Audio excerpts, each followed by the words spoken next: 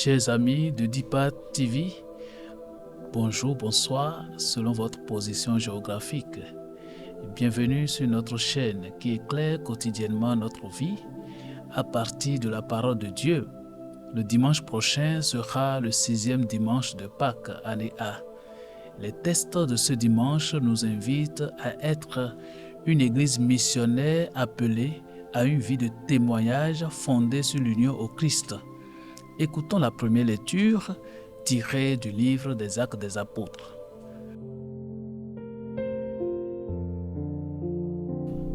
En ces jours-là, Philippe, l'un des 7, arriva dans une ville de Samarie, et là, il proclamait le Christ. Les foules d'un même cœur s'attachaient à ce que disait Philippe, car elles entendaient parler des signes qu'il accomplissait ou même les voyaient. Beaucoup de possédés étaient délivrés des esprits impurs qui sortaient en poussant de grands cris. Beaucoup de paralysés et de boiteux furent guéris. Et il eut dans cette ville une grande joie. Les apôtres restés à Jérusalem apprirent que la Samarie avait accueilli la parole de Dieu. Alors, ils y envoyaient Pierre et Jean. À leur arrivée, ceux-ci prièrent pour ces Samaritains. En effet, l'Esprit n'était encore descendu sur aucun d'entre eux. Ils étaient seulement baptisés au nom du Seigneur Jésus. Alors, Pierre et Jean leur imposaient les mains et ils reçurent l'Esprit Saint. Parole du Seigneur.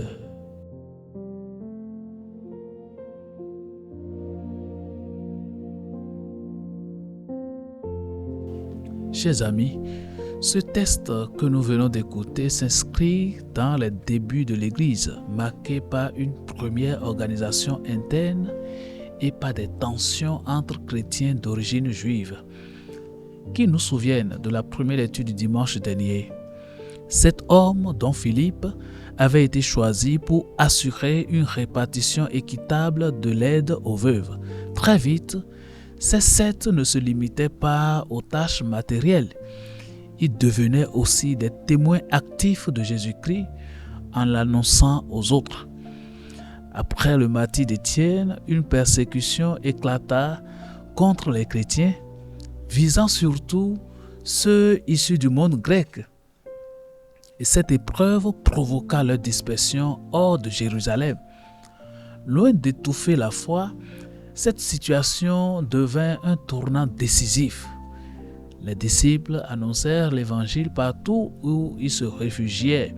Ainsi, Philippe se rendit en Samarie, territoire méprisé par les Juifs, et y proclama le Christ. Son annonce fut accompagnée de signes et suscita une grande joie parmi les habitants, signe que la bonne nouvelle dépasse les frontières religieuses et culturelles. L'Église de Jérusalem, informée de cette ouverture, envoya Pierre et Jean pour reconnaître et confirmer l'œuvre accomplie. Par leur prière et l'imposition des mains, ils manifestèrent la communion ecclésiale et le don de l'Esprit Saint. Ce geste montre que la mission même audacieuse et innovante reste enracinée dans l'unité de l'Église. Ce passage révèle ainsi un paradoxe fécond. La persécution devint un instrument de diffusion de l'Évangile. Elle poussa l'Église à sortir d'elle-même et à rejoindre des peuples inattendus. C'est ce qu'appela le pape François dans Evangelii Gaudium, l'Église en sortie. Et Philippe incarna cette Église en mouvement, capable de s'adapter, d'oser franchir les barrières et de rester en lien avec ses fondements.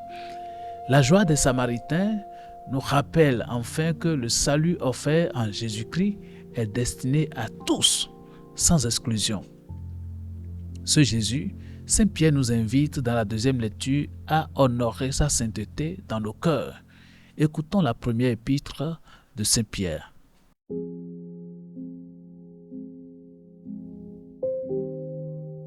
Bien-aimés, honorez dans vos cœurs la sainteté du Seigneur le Christ. Soyez prêts à tout moment à présenter une défense devant quiconque vous demande de rendre raison de l'espérance qui est en vous. Mais faites-le avec douceur et respect. Ayez une conscience droite, afin que vos adversaires soient pris de honte sur le point même où ils disent du mal de vous, pour la bonne conduite que vous avez dans le Christ. Car mieux vaudrait souffrir en faisant le bien si c'était la volonté de Dieu plutôt qu'en faisant le mal. Car le Christ lui aussi a souffert pour les péchés une seule fois, lui le juste pour les injustes, afin de vous introduire devant Dieu. Il a été mis à mort dans la chair, mais vivifié dans l'esprit. Parole du Seigneur.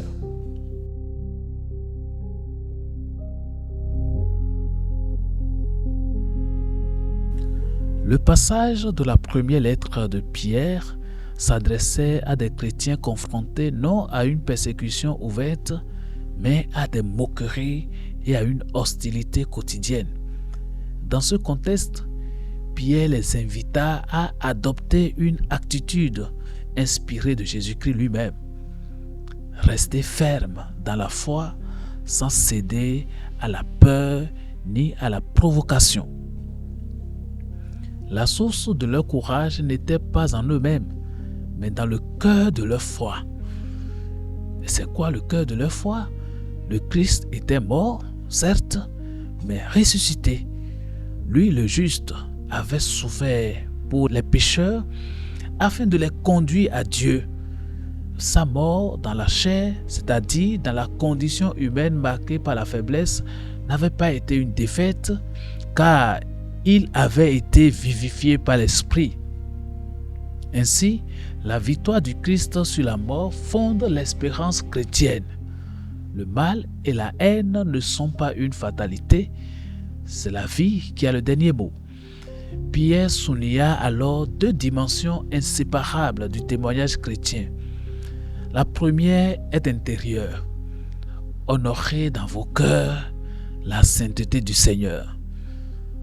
Honorez dans vos cœurs la sainteté du Seigneur. C'est dans la prière et dans une relation vivante avec le Christ que naît la force de tenir bon. La seconde est extérieure.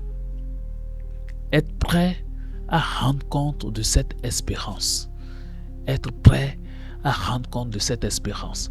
Il ne s'agissait pas d'imposer la foi, mais de répondre avec justesse lorsque des questions surgissaient.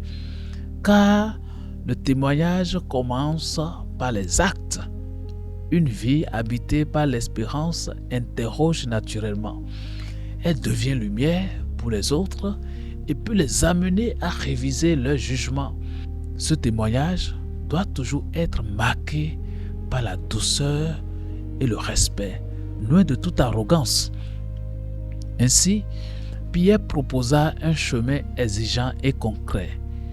Unir une foi profonde à une vie cohérente afin que même au cœur de l'adversité, les chrétiens deviennent les témoins crédibles de l'espérance qui les habite.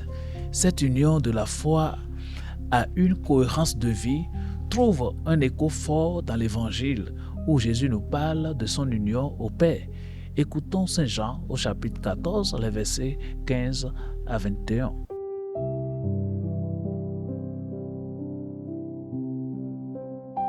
En ce temps-là, Jésus disait à ses disciples, « Si vous m'aimez, vous garderez mes commandements. Moi, je prierai le Père, et il vous donnera un autre défenseur qui sera pour toujours avec vous. L'Esprit de vérité, lui que le monde ne peut recevoir, car il ne le voit pas et ne le connaît pas. Vous le connaissez, car il demeure auprès de vous, et il sera en vous. je ne vous laisserai pas orphelins, je reviens vers vous. D'ici peu de temps, le monde ne me verra plus, mais vous me verrez vivant et vous vivrez aussi. En ce jour-là, vous reconnaîtrez que je suis en mon Père, que vous êtes en moi et moi en vous. Celui qui reçoit mes commandements et les garde, c'est celui-là qui m'aime. Et celui qui m'aime sera aimé de mon Père. Moi aussi, je l'aimerai et je me manifesterai à lui. Acclamons la parole de Dieu.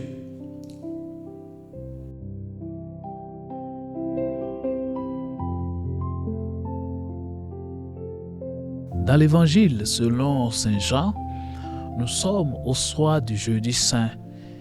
Jésus-Christ s'adressait une dernière fois à ses disciples avant sa passion. Il leur révélait la profondeur du lien qui l'unit à son Père et celui qui les unira désormais à lui. Une communion d'amour indestructible. Vous êtes en moi et moi en vous. Dans l'épreuve imminente, cette promesse devient leur point d'appui. Jésus annonçait ensuite la venue de l'Esprit, accomplissement des promesses anciennes annoncées par Ézéchiel et Joël. Dieu ne demeure plus seulement dans un lieu, mais au cœur même des croyants. L'Esprit de vérité demeure déjà auprès des disciples et sera en eux. C'était le signe que l'Alliance nouvelle était arrivée, une présence intérieure et vivante de Dieu en chacun. Lorsque Jésus-Christ affirma que le monde ne pouvait pas recevoir cet esprit, ce n'est pas que Jésus portait un jugement sur l'humanité, mais il mettait en lumière une difficulté. L'esprit du monde peinait à reconnaître spontanément l'amour et la vérité de Dieu. C'était là la difficulté. Dès lors, les disciples recevaient une mission. Rendre visible cette présence de l'Esprit, faire découvrir au monde l'amour à l'œuvre. Pour cela, Jésus promit un défenseur. L'Esprit Saint soutient et réconforte dans les épreuves. Il ne s'agissait pas d'être défendu contre Dieu, mais d'être soutenu face aux oppositions et aux incompréhensions.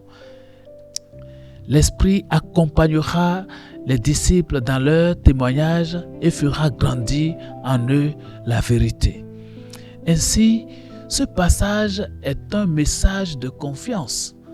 Malgré l'absence visible de Jésus, ses disciples ne seront jamais seuls. L'Esprit habite en eux, les guide et les fortifie. Rien ne pourra les séparer de cet amour appelé à se répandre dans le monde par leur témoignage. Amen. Merci d'avoir suivi ce partage fraternel. Laissons-nous interroger par ces tests et demandons la grâce d'un esprit missionnaire, d'une vie de témoignage, d'une vie unie au Christ. À dimanche prochain.